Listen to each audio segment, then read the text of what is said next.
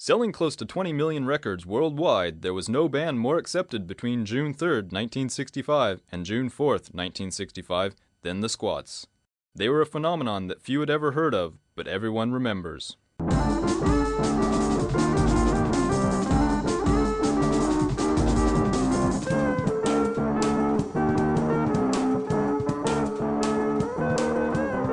Welcome to the inside look at the Squats. The Squats released 5 albums in total. Their debut album, Goose, was released 39 years ago on tape cassette before the technology was available and only originally sold 50 copies. The band, however, felt vindicated 2 years later when it sold 5 million copies after tape cassette players became commercially available. Well, yes, certainly I felt vindicated. I mean, that album is more ahead of its time now than it was 20 years ago. The Squats released their debut album, Goose, in 1963. Goose, goose, goose, goose, goose everywhere. I can't stand the goose no more. I can't stand the goose, I know. I don't know the goose. You are the teat. We will make sweet milk together. I ran into something. It had a knife. I had a spoon. Yeah, well, there's no more quintessential band than the Squats in music. I mean, it's artists like the Squats that really inspire other artists to new heights. I mean, just think about Elvis and what kind of music he would have been making if he had been inspired by the Squats and hadn't died. In 1973, they released their second album, The Squats.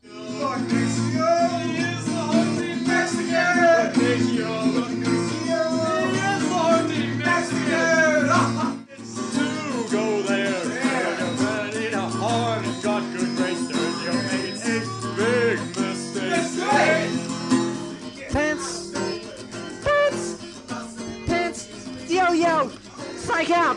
Nah, yeah! Pants! In the same year, they released the album I've Had It Up to Here with Clichés, a tyrannical rant on the music industry and tight t-shirts. The butler in the dark, the children in their chambers, everyone slinking around in the...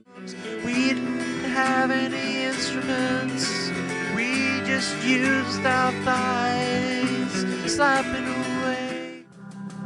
The barrel was empty before we came. Everything we make sounds the same. The barrel is empty before we came. Everything we make sounds... In London, while recording the new album, I've Had It Up to Here with Clichés, one member got into a fight with another member's mother. Yes, that's true. He pushed my mum down 3 flights of stairs. Look, this is all on the public record, alright?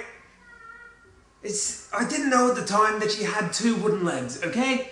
I didn't know that, and besides, I only pushed her down 1 flight of stairs. She crawled the other 2. We never did find a glass eye. The next year they released Enter the Farquaad, a fast-paced journey of enlightenment, based on the yet-conceived movie Tron. Could you hand me another slice of pie? That would be nice. Do you want another? Jesus is good, friend. Jesus is good. Jesus. So drunk and high in the sunlight, living the edge of a dead eagle born to fly. At the sunrise, born to play, eagle dead just one time, dead right. Now, remember when we were recording our third album, Enter the Farquaad, I received a lot of industry praise for my extensive use of the F7 chord. It seemed nobody had thought to use that chord for an entire album before. Throughout the Squats' career, they recorded 23 albums, but only 5 were ever released. They put this down to political sanctions and fallen arches.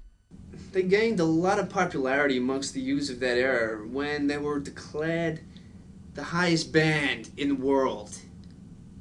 Nobody cared that the article was in National Geographic and that they actually just had a mean elevation of 1,150 feet. It didn't bother them. The band was doomed to fail at some point. We never once had a heartthrob member. We had 2 funny guys and a rebel, but no heartthrob. I think you can hear that in our music. Hang on, I thought I was the heartthrob. Yeah, you're right. Did you ever get a Grammy or Mercury Award? Yes, actually, I have 3 at home. When are we with those? Oh no, Pete Townsend had a garage sale about 4 years ago. I picked up 3 for $2. Oh yes, being in the squats was so much fun. I never wanted it to end. Actually, I suppose that's a little bit of a lie. Sorry guys, I got a little bit carried away. While they enjoyed success from the public, they only ever performed 2 live concerts, with no venue being able to cater to their foibles. Christofferson, the bass player who suffered from agoraphobia, and Lionel, the lead singer who suffered from acute claustrophobia. Well, you know, our first tour of the USA was in 1978. We thought it'd be a really great idea to busk our way around the country. You know, that was back when we had a backing orchestra. Yeah, so we never did really play any of the shows. But we did play for some homeless people at a bus shelter. Good crowd. When they died, it really made me think. What a bunch of assholes they really were. Even Jimmy, though he wasn't actually born with an asshole. I don't know how that works. Who the hell's Jimmy? Here you go. Here's your cup of tea. Thanks. Oh, it's a bit strong. You got any milk? What the hell's that supposed to mean? Don't worry about it. What's that on his shirt? It's just sweat, man! After the first album, the members split up and recorded all of their music via telephone. This decision nearly crippled the band when in 1975, all the original band members had left and only an organist who had joined 2 weeks prior and the drummer's brother, who played the oboe, remained. This combination proved to be a success, however, as the Squats began their most prolific period yet, not releasing 18 albums. I've been told I was actually drunk through the whole period I was in the band, but actually I don't even remember being in the band. The only reason I know now is because I was walking through town one day and I saw this t-shirt, and there I was, in a leotard with 5 other guys all playing guitars. I didn't even know I could play the guitar. You can't! Well, I wasn't classically trained as everyone claims. I actually learned how to play the oboe off the back of a cereal box. McDormand wasn't classically trained either. He learned to play the guitar off sugar packets. I always wanted to play the piano, but my mum never bought the right plum jam. Yeah, well, I'd have to say that I'm probably the biggest Squats fan there is. I mean, I named my first child after them. And I'm sure my daughter doesn't appreciate it now, but I'm sure she'll talk to me again. Well, I think I actually have a picture if you want to see. Yeah, right here. Here we are. See, there's Squats, my eldest, and little Led Zeppelin Jr. there. Well, our success really does speak for itself. If you look back on it, in 1973 we were the world's biggest band. I haven't read that anywhere. No, well, we weren't actually the most popular band. We just had about 340 lead guitarists. Women? Yeah, sure I had a lot of women. I had so many women I didn't have enough time to pleasure them all myself. Had to hire some guys to help me out. They're real sticklers over their 15-minute paid break too. In 1998, the ex-members of the Squats rejoined the band to make another album. Meeting in early 1999, the Squats recorded an album using only their vocal accoutrements for the music.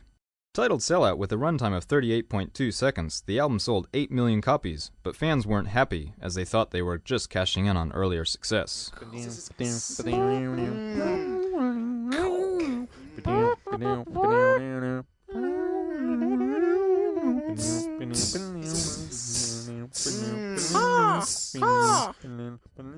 How do you react to the fact that Texan kazoo band Status Quo is now recognized as the most powerful rock band on the planet? Powerful? They're not powerful. In my hometown of Bottomley, we once had a gig there. We used up the entire power supply of Bottomley for the next 20 years. They're still in a blackout. Not many people know this, but the 20 million albums we've sold, they were brought by Lionel's dad. I think he made an outhouse out of them. Thank you for watching Inside Look. And I've been terribly Louis